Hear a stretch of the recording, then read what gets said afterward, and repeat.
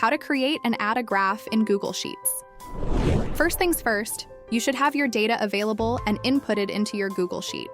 For this tutorial, let's use a sample data.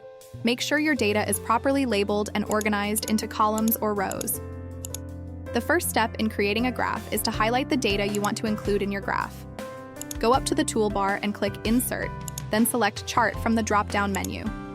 A new box labeled Chart Editor will appear on the right side of your screen. In the Chart Editor, there are a wide variety of chart types available. You can have line graphs, bar graphs, pie charts, and more. For this tutorial, we're going to choose the line chart. Once you choose the chart type, you can customize it further.